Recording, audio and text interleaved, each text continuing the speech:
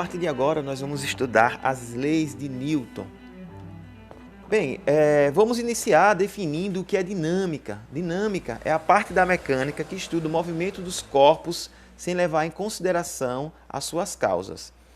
A primeira publicação nesse sentido é chamada de Princípios Matemáticos da Filosofia Natural.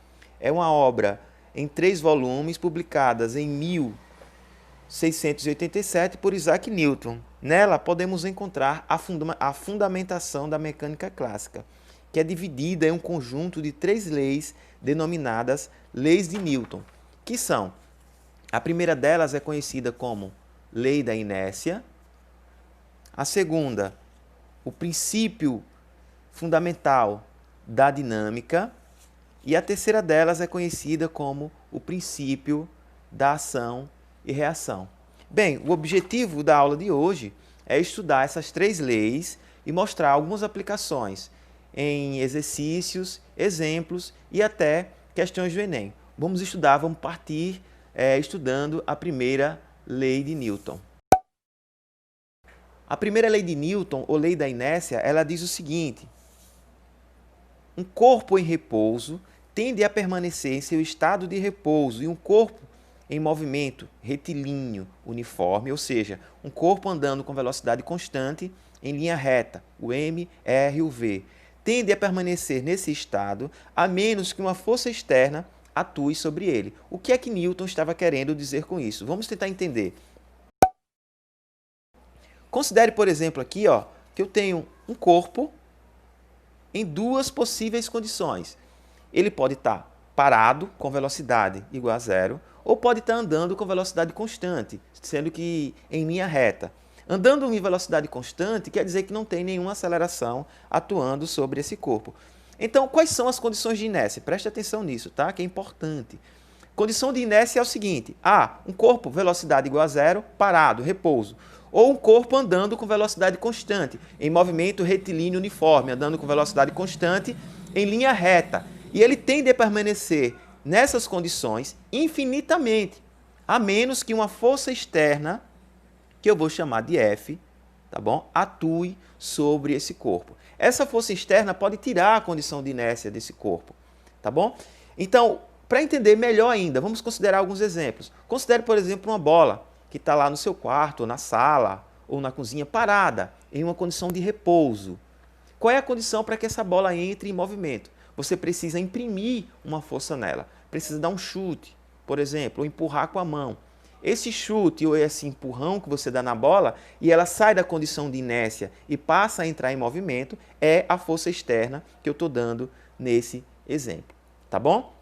Então, com isso dá para a gente entender mais ou menos o que é a inércia e considerando, por exemplo, um objeto em repouso, velocidade igual a 0, e para tirar ele dessa condição de inércia, você precisa imprimir uma força sobre ele.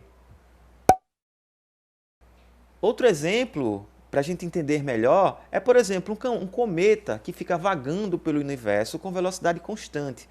Esse cometa ele está numa condição de inércia. A condição dele é ver constante, ou seja, ele não acelera, ele fica vagando pelo universo, vagando, vagando, vagando, vagando, durante milhares de anos, e com velocidade constante, ou seja, numa condição de inércia. E é isso que usamos, por exemplo, para lançar foguetes pelo universo afora, para outros planetas. Esse foguete que é lançado da Terra é lançado com uma aceleração.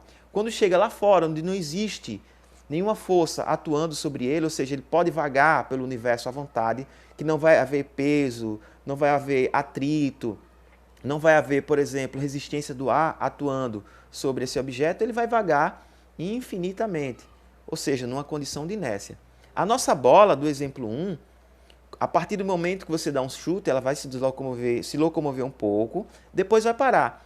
Ela vai parar porque vai ter forças externas atuando sobre a bola. Vai ter resistência do ar, vai ter atrito, vai ter a própria força peso, que vai impedir que essa bola continue nesse estado de movimento infinitamente. Mas se, por exemplo, você jogasse essa bola universo afora, com a velocidade qualquer, ela ia andar infinitamente com essa velocidade. Isso é a condição de inércia para o nosso estudo. Outro exemplo importante que podemos citar ainda usando a primeira lei de Newton, a lei da inércia, é o seguinte. Um exemplo importante é, por exemplo, podemos citar o uso do cinto de segurança. Considere que você esteja em um veículo, por exemplo, um carro. Aqui, ó, esse carro vem andando com determinada velocidade. Suponha, por exemplo, uma velocidade de 60 km por hora, por exemplo, e você esteja sem o cinto de segurança. Então, o que é natural que ocorra? Em uma condição de colisão, por exemplo, em que você esteja sem o cinto de segurança, é natural que, por inércia, que o seu corpo continue andando com essa mesma velocidade. O veículo ele vai ser parado bruscamente, por exemplo.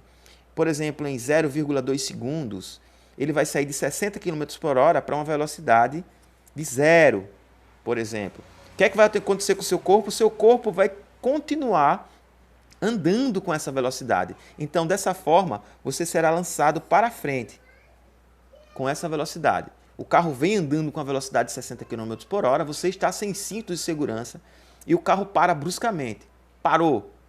O que é que acontece com o seu corpo? O seu corpo vai ser lançado para frente com essa velocidade de 60 km por hora e isso não vai ser nada legal para o seu corpinho. Bem, com isso nós podemos concluir essa primeira parte da lei da inércia, né, a primeira lei de Newton, e podemos agora começar a estudar a segunda lei de Newton, trazendo